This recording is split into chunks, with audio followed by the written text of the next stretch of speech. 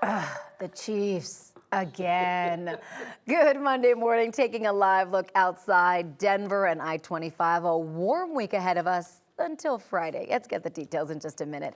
Thanks for joining us. Hope you had a great weekend. Corey, Jordan, Erica, and Ed with you this morning. Listen, we were really pulling for the Ravens yesterday. Yeah. But unfortunately, I mean, They did not play well. I'm about to say Lamar Jackson's arm just was Kept not shooting themselves in the foot. cooperating. I mean, No. you know. At one point, we looked over at each other and said, look, you got to give it to the Chiefs on You this do, point. Yeah. unfortunately. Yeah, you do. So now we're rooting for the 49ers. That's right. Hey, a good game for Christian McCaffrey, Yeah. of course. Colorado tie Certainly right there. Colorado tie. And Kyle Shanahan, certainly. So, so I'm for that. Go Niners.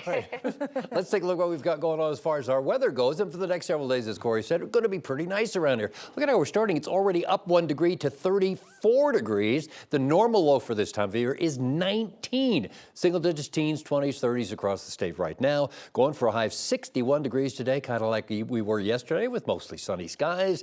Then for tomorrow, 63 degrees. How about 62 on Wednesday and 60 on Thursday?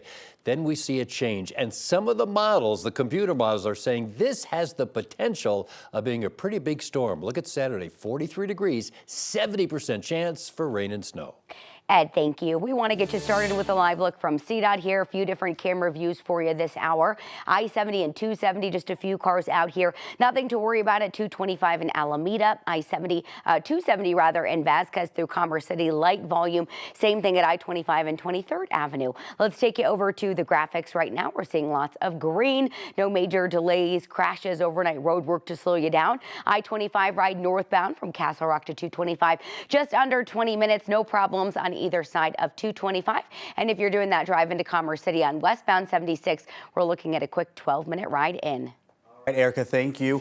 New information this morning about the mom accused of killing her 2 children and hurting a third. Kimberly Zingler made it all the way to London before police in Colorado Springs tracked her down. Police say that back in December, Zingler killed 2 of her young children, then called 911 saying a burglar did it. 9 News obtained court documents detailing Zingler's intense custody battle with her ex. She was supposed to bring the children to their dad for a long visit days after the killing. Zingler was in court in London this morning. We just learned that the U.S. is expected to file papers for her extradition next month on the 26th. A criminal justice professor at MSU and former DA says investigators in the Springs are likely getting help from the feds to prepare.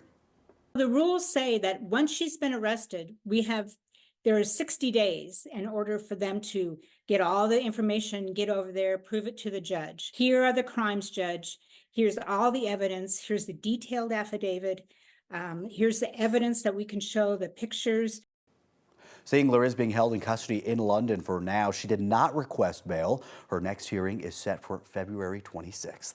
Police say a drunk driver crashed into a Mexican restaurant in Centennial over the weekend. It happened at El Señor Sol Mexican Food on South University Boulevard.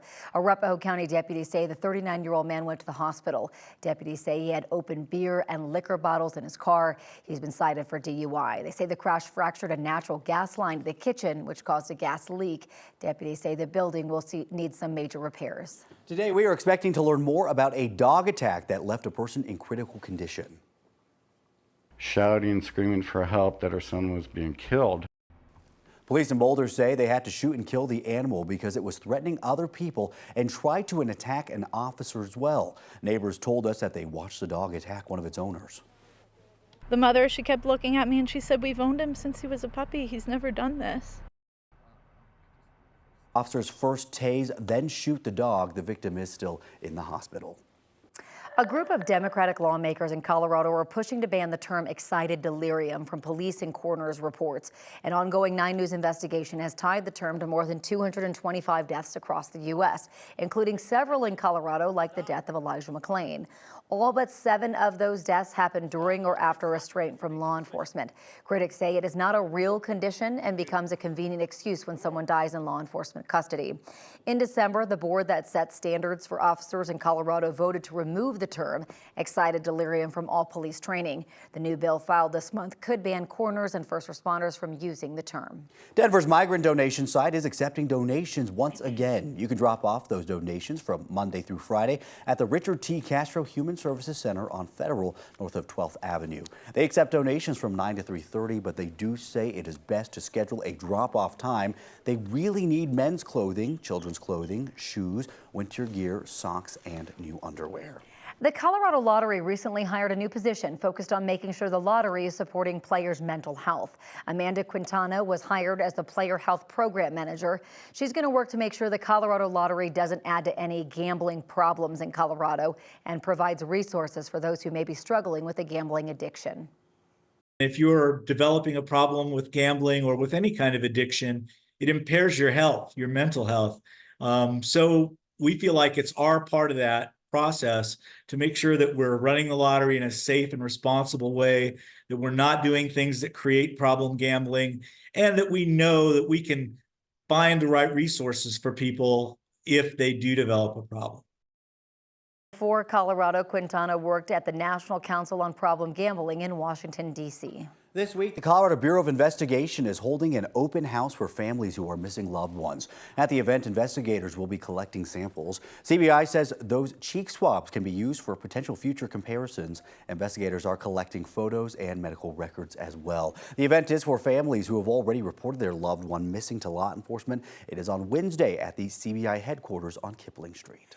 For the first time since the war between Israel and Gaza began in October, American soldiers were killed when a drone packed with explosives targeted a base in Jordan. 3 soldiers were killed and at least 30 were hurt. President Biden was briefed on the attack during his trip to South Carolina, calling the attack a despicable and an unjust attack. A spokesperson for Jordan denied the attack occurred on their soil, but U.S. officials are disputing that report. Now President Biden is vowing to retaliate. Nikki Haley is opening up about being the latest target of swatting, which is when someone calls 911 and reports a fake emergency. Haley says that she was targeted at her South Carolina home last month and that her elderly parents were at home at the time. Law enforcement experts call it dangerous, illegal, and sometimes even deadly. SpaceX launched its second Falcon 9 launch early this morning from Vandenberg Space Force Base. The launch follows the Starlink 638 mission from NASA's Kennedy Space Center less than 5 hours earlier. The West Coast launch adds another 22 Starlink satellites to a constellation with more than 5,300 satellites in orbit.